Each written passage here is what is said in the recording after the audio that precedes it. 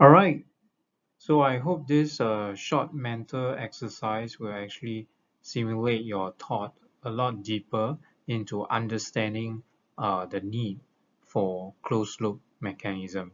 Okay, so looking at these two different applications, you should be able to tell which one will require a certain level of reliability. Okay, in fact, reliability of the output will actually be a little bit more challenging in one of these applications. Okay, so let me give you one hint if you are not yet convinced with your answer. Okay, before we actually look at uh, the answer that we are looking for. Imagine yourself being the external disturbance and you try to disturb the motor in the stepper motor in doing the task assigned to it in achieving the goal of positioning this end. Let's say you push your hand, you use your hand to push this mass here. Okay, you try to push this mass with your hand. Okay, and you do the same thing in pushing this mass here, right? So you give a force to push this mass here as well. Okay, which one do you think is easier? To oppose the motor, to actually disturb the motor. Okay, so this kind of hold a key of which is actually a lot more challenging in maintaining the reliable outcome. Okay, so let's take a look at the answer. Because of the low transmission ratio of your translational stage, it is actually less influenced by your external disturbance. So imagine you pushing the translation stage, the stage that you have.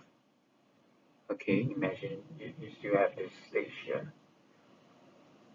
And you're trying to push this M, okay, this M pushing it. It's not actually very easy to do so.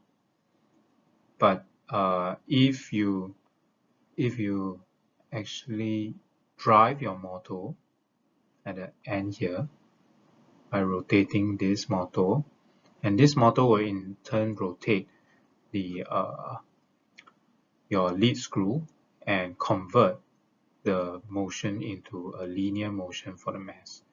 So this is actually a lot easier. So you will see that the motor can actually influence the positioning of the mass a lot better. So in such a case, it is usually quite accurate. The motor doesn't really need to compensate too much for the external disturbance, or the dynamic of this external environment is not as influential as compared to another application in A, where you have your robotic arm. Okay, so let's recall having this robotic arm where you use your motor to drive this joint here.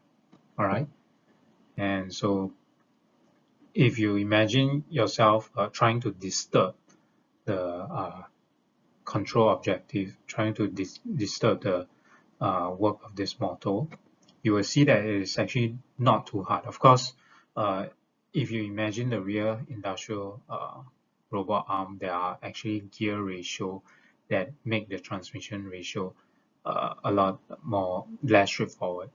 But in the previous case that you see is actually a direct drive with a stepper motor.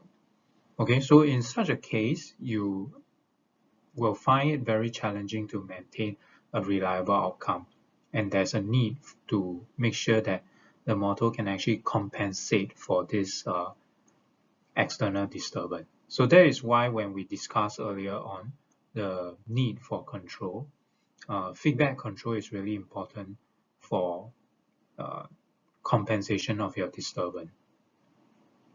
So imagine if the motor is just working blindly without knowing or sensing what is happening to the mass M, it will not be able to position it correctly because it will just be outputting the number of steps, and there will be sleeping when the motor is not able to maintain the load when your external disturbance come into place, right? So now that we understand the need for feedback control, let's revisit our definition, or rather our understanding of the concept in control system. Okay, earlier on we actually established this quick explanation for control system. It's a system designed to really achieve a target output by inputting the appropriate inputs, and most of the time you're working against the dynamical influence in the environment, right? So as a control engineer, a lot of time you are concerned about your performance criteria also.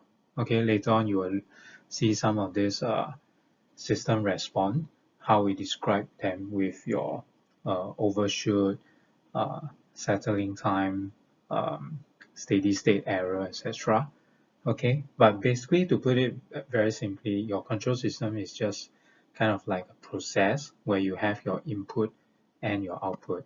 Okay, so most of the time you are hoping to achieve a certain output, and you will have to design a controller that will give the right input to the plant. Okay, so this kind of become a diagram like this. Previously, we have our control system here, which really consists of your controller and your plant. Okay, because in this case, you are trying to design this controller.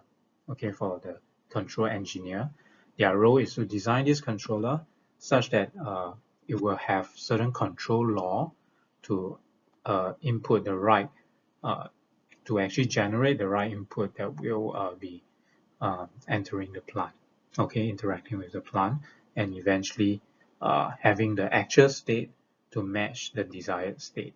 So to do that, of course, you need to be able to observe what is the actual state, all right, rather than just blindly trying to achieve a certain pre-planned goal.